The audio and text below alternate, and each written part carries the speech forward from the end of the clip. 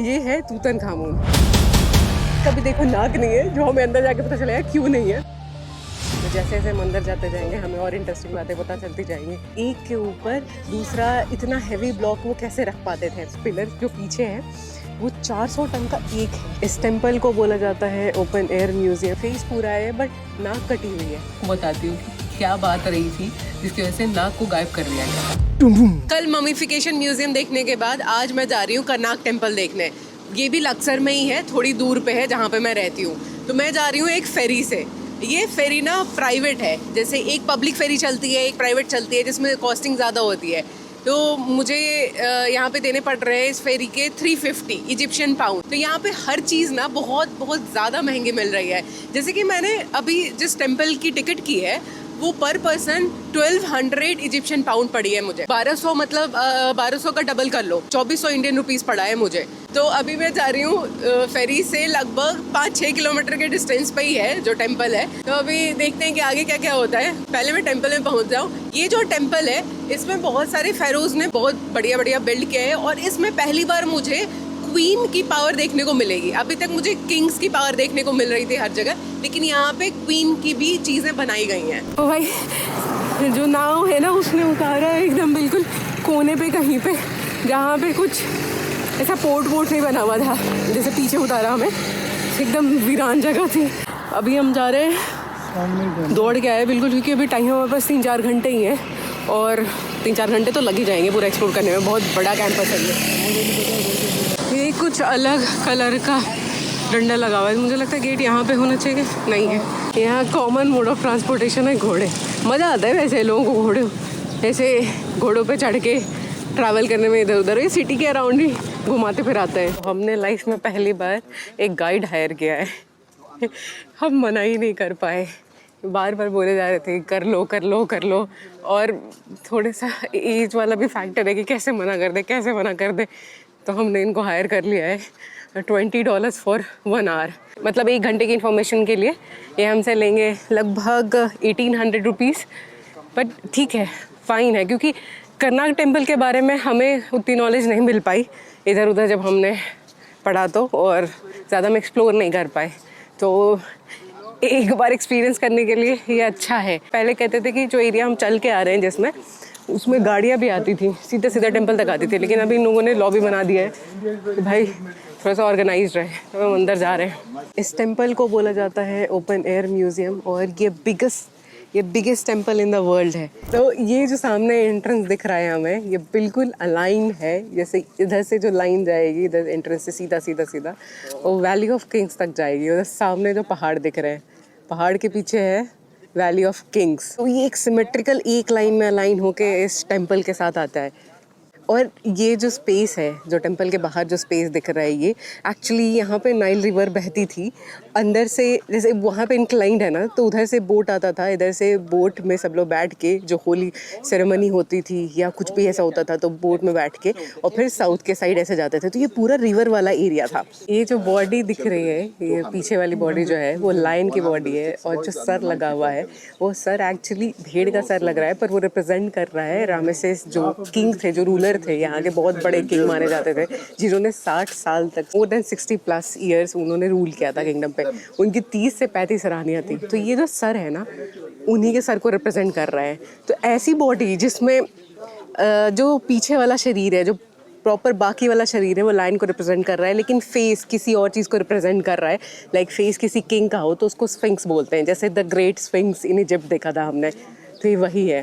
तो जैसे जैसे हम अंदर जाते जाएंगे हमें और इंटरेस्टिंग बातें पता चलती जाएंगी, क्योंकि इसमें ना बहुत सारे रूलर्स थे, इसमें बहुत सारे फेरोज थे, मोर देन 30, जिन्होंने अपनी अपनी चीज़ें बिल्ड की हैं।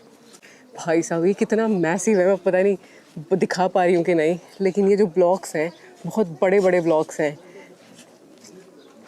ये फेस देखेंगे हम ध्यान से तो फेस पूरा है बट नाक कटी हुई है। तो इसका रीज़न जो है हमें अंदर जाके पता चलेगा। और पता है जो रीज़न इसका पता चलेगा फिर वही डिकोड करेगा कि हमें द ग्रेट स्फिंक्स में जो स्ट्रक्चर दिखा था उसमें नाक क्यों नहीं था।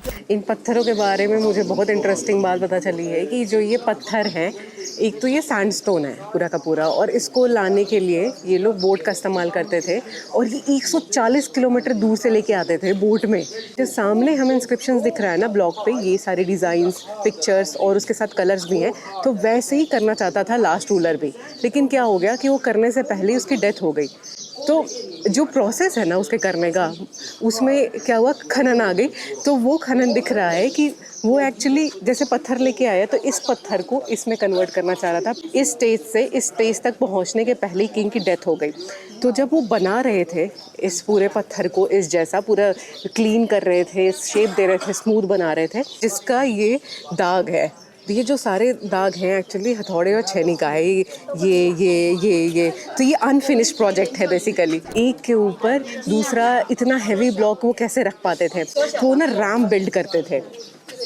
जैसे मैं रैम्प दिखाती हूँ कैसे बिल्ड करते थे। ये जो दिख रहा है ना ऐसे, ये रैम्प है। तो क्या करते थे, जैसे पहले बेस लेयर बनाना, एक के ऊपर एक रख दिया, तो यहाँ से ऐसे रैम्प क्रिएट किया। ये वाला ब्लॉक पहुँचाना है तो यहाँ पे एक रैम्प बिल्ड किया, फिर ये बिल्ड हो गया तो फिर रैम्प को थोड़ा सा और बढ़ा दिया, फिर उस तक पहुँचाया, फिर रैम्प को थोड़ा सा और बढ़ा दिया। तो बेसिकली जब किंग मरे ना, लेटेस्ट किंग जो लास्ट किंग मरे, तो उनका तो प्रोजेक्ट पूरा हो नहीं पाया, वो पत्थर वैसा बना नहीं पाए, लेकिन रैम्प जो है वो वैसे ही बिल्ड होके रह गया। तो ये जो रैम्प बेसिकली दिख रहा है हमें, ये 2400 साल पुराना रैम्प है। अब हम जा रहे हैं टेंपल के अंदर, और अलाइनमेंट देखो अभी भी ना एकदम बिल्कुल ही स्ट्रेट लाइन में है जो भी बिल्ड हुआ है। एक यही एंट्रेंस खोला गया है अभी नॉर्मल पब्लिक के लिए। ये है तूतनखामुन। तूतनखामुन भी एक किंग था जो बहुत पहले ही, मतलब अर्ली स्टेज में मर गया था। लाइक 19 साल में मर गया था वो, 9 साल में वो किंग बन गया था। तो इसकी भी बॉडी जैसे लायन की बॉडी है पीछे, और जो सर है वो किंग को रिप्रेजेंट कर रहा है। तो इसकी भी नाक नहीं है।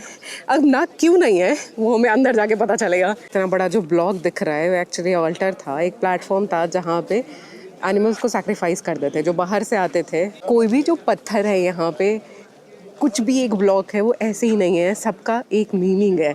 ये जो पिलर्स है ना, इसको कॉलम्स बोलते हैं, ये सैंडस्टोन का कॉलम है। ऐसे ही बहुत सारे कॉलम्स हैं, जैसे कि इस साइड दिख रहा है 1 2 3 4 5, वैसे इस साइड भी थे 1 2 3 4 5। इसको वैसे ही बिल्ड किया गया था एक के ऊपर एक ब्लॉक रख के। बट यहाँ पे एक अर्थक्वेक आया था जिसकी वजह से सारे जो पिलर्स हैं वो गिर गए थे, डिस्ट्रॉय हो गए थे। तो ये रिमेनिंग है ब्लॉक्स बस जो बचा हुआ है। तो पता है इसके ऊपर जैसे ये जो कॉलम है ना, इसके ऊपर पूरी छत थी, पूरी रूफ थी, तो सब कुछ ख़त्म हो गया है।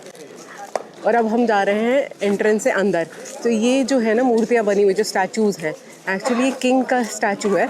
इसका भी देखो नाक नहीं है, जो हमें अंदर जाके पता चलेगा क्यों नहीं है। और जो नीचे जो छोटा स्टैचू है वो एक्चुअली इनकी वाइफ का स्टैचू है, नेफेराती, जो बहुत पॉपुलर है, बहुत पॉपुलर क्वीन थी वो। She was the most loved queen by Ramesses की तो बहुत सारी क्वींस थी ना, तो ये सबसे लव्ड थी। हम अंदर चल रहे हैं, अंदर देखते हैं क्या मिलता है। तो 1887 में यहाँ पे फ्लड आया था और भाई सब कुछ डूब गया था। तो एक बंदा आया था जिसने मार्क किया था, वो जो लाइन दिख रही है ना, ब्लैक वाली लाइन जो दिख रही है, मतलब जो पानी का लेवल था वो वहाँ तक था। और ये 1887 की बात है। ओह भाई, ऐसे ऐसे कॉलम्स और भी हैं, इस पर इंस्क्रिप्शंस भी हैं। ये जो कॉलम्स है यहाँ पे 134 कॉलम्स, मतलब 134 पिलर्स हैं ऐसे जो रूफ सपोर्ट करता था। और ये देखो रूफ पे बना हुआ है, ये सब पता नहीं कैसे बनाया है। मुझे लगता है पहले बनाया है फिर इसके ऊपर चढ़ाया गया है। और ये कॉलम पे भी बहुत सारी चीज़ें बनी हुई हैं जिसमें कलर्स भी हैं। अब हमको पता है कलर्स के बारे में किसी को जानकारी नहीं है, इट्स स्टिल अ सीक्रेट कि ये कलर्स कहाँ से आए। ये है ऑबेलिस्क। ये जो पिलर दिख रहा है वो एक्चुअली एक क्वीन के पावर को दर्शा रहा है। तो अभी जो ऑबेलिस्क देखा हमने वो क्वीन हैटशेप्सूट का ऑबेलिस्क है, जो उनके पावर को डिनोट करता है। वो एक अकेली क्वीन है जो उस टाइम में 20 साल तक रूल कर रही थी। बाकी टाइम ऐसा था कि सिर्फ किंग्स जो थे वही रूल करते थे, और ऐसा एक्सपेक्ट किया जाता था कि जो क्वीन है उनका सन होगा वो रूल करेगा। तो उस क्वीन का ना कोई भी सन नहीं था, बस बेटियां थी उनकी। तो एक जो उनका हस्बैंड है या जो किंग है, उन्होंने किसी और से शादी कर ली। एक सन के लिए। और वो सन जब छोटा था तब क्वीन ने उसको ट्रेन करने की कोशिश की, लेकिन उनको पता था कि ये लेगेसी उनसे छिन जाएगी। वो जो बेटा है वो अपनी वाइफ के साथ जाएगा, फिर वो अलग एक किंगडम बनाएगा, तो पूरी लेगेसी में उनका नाम नहीं आने वाला है। तो उन्होंने ये पूरा मुद्दा अपने हाथ में लिया और उन्होंने रूल करना शुरू किया। तो उन्होंने ये ऑबेलिस्क जो दिखा, पिलर जो पीछे है, वो 400 टन का एक है। ऐसे 2 ऑबेलिस्क मंगवाए बोट से नाइल रिवर के थ्रू, और 800 टन उस बोट पे ऐसे आया। और पता है इसको खड़ा कैसे किया गया है, इस ऑबेलिस्क को ऐसे स्ट्रेट कैसे स्टैंड कैसे करवाया गया है। तो क्या हुआ कि 2 साइड से रैंप बिल्ड हुआ, ऐसे और ऐसे, और जो ये ऑबेलिस्क है उसको उल्टा करके ऐसे रैंप से चढ़ाया गया। ठीक है, उसमें ऑयलिंग भी की, मतलब लुब्रिकेशन भी उस पर लगाया गया ताकि ऑबेलिस्क को ऊपर से खींचा जा सके। और जिस पोर्शन में उसको स्टैंड करवा रहे थे उसमें बालू भरा था पूरा, ठीक है। और उसी बालू के डायरेक्ट नीचे एक टनल था जिससे बालू खींच के, मतलब जिसको अगर खोल दिया गया तो बालू ढह के नीचे टनल से बह जाएगा। तो धीरे धीरे रैंप से वो ऑबेलिस्क ऊपर बढ़ा और सैंड पे ऐसे खड़ा हुआ, और नीचे से टनल से फिर वो सैंड खींच लिया गया, मतलब वो खोल दिया गया तो सैंड नीचे ढह गया, और इस तरह ऑबेलिस्क ऐसे से ऐसे स्टैंड हो गया। तो उनका बेटा इतना जेलस हो गया था इस बात से कि भाई माता जी रूल कर रहे हैं, तो उन्होंने एक जो ऑबेलिस्क मंगवाए थे उन्होंने उसको अपने हाथ से ही तोड़ना शुरू कर दिया था, ऐसा लोग कह रहे हैं। अब तो बीइंग अ किंग और अबाउट टू बी किंग जो है वो हाथ से क्यों तोड़ेगा, आई डोंट नो, बट कहा जा रहा है कि ये जो ऑबेलिस्क है मेरे पीछे, ये क्वीन ने एक और मंगवाया था, लेकिन इसका साइज़ उतना बड़ा नहीं है जितने बड़े वो हैं जो पीछे हैं। ये इस टेम्पल की एक बहुत इंपॉर्टेंट जगह है, जो लेक है। ये एक्चुअली लेक पहले रिवर से कनेक्टेड थी, तो इस लेक में ना प्यूरिफिकेशन रिचुअल्स होते थे। जैसे कोई मंदिर में एंटर करना चाहता है इस मंदिर में इधर, तो पहले इस रिवर के पास आता था, जैसे हाथ मुँह धोया या जो भी इनका रिचुअल्स हुआ उसमें इंक्लूडेड वो सब करता था, फिर टेंपल में आने दिया जाता था। और इस लेक का पानी हर साल चेंज होता है। वो एक और टेंपल की तरफ जाने का रास्ता है, लक्सर टेंपल, साउथ में पड़ता है उस साइड। अगर हम चलते जाएंगे 3-4 किलोमीटर और तो हम उस टेंपल के साइड पहुंच जाएंगे। और ये सारे पत्थर जो उस साइड लगे हुए हैं ये भी इनकम्प्लीट है, स्मूथ नहीं किया हुआ है, उस पर कुछ बना हुआ नहीं है।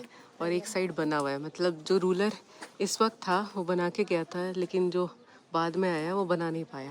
तो भाई ये टेंपल तो ख़त्म होने का नाम ही नहीं ले रहा, पर मैं हो गई अब ख़त्म। तो अब मैं इस टेंपल का पूरा प्रारूप बताती हूँ कि क्या समझा मैंने, और ये भी बताती हूँ जो मैं शुरू से क्वेश्चन पुट कर रही हूँ कि जो सारे डिवाइन फिगर्स हैं, जो स्टैचूज़ हैं, उनकी नाक क्यों नहीं है। जो ये सारी ममिफिकेशन प्रोसेस है, ये स्टैचूज़ हैं, इन सब का कनेक्शन है आफ्टर लाइफ से। जो भी एंशिएंट इजिप्ट में किया जाता था उसको ये समझ के किया जाता था कि ये जो लाइफ है सबकी, जो भी फेरो हैं, जो किंग्स हैं, वो इनका एक स्टॉपेज वाला लाइफ है, मतलब अभी ऐसे ही रहने आए हैं, लेकिन जो असली लाइफ शुरू होगी वो आफ्टर लाइफ में शुरू हो गई। जब इनके एनिमीज़ आए तो इन्होंने क्या किया, ये जो बिग बिग फेरोज हैं, इनके स्टैचूज हैं, इनकी नाक काट दी। तो क्या है इसका रीज़न कि एंशिएंट इजिप्ट में जो लॉजिक था लाइफ का वो ये था कि जब सोल चला जाएगा बॉडी से और हेवन में जाके वापस उड़ के आएगा अंदर बॉडी में, तो वो आएगा नाक के थ्रू। तो अगर नाक ना रही तो सोल भटकता रहेगा, ये लोग वापस अपने उसमें नहीं है, पावर में नहीं आ पाएंगे। तो इस पावर को एक्चुअली डिस्ट्रॉय करने के लिए इन्होंने जो एनिमीज थे उन्होंने फेरोज की या बिग बिग स्टैचूज जिसमें होना चाहिए था उसमें से नाक हटा दी।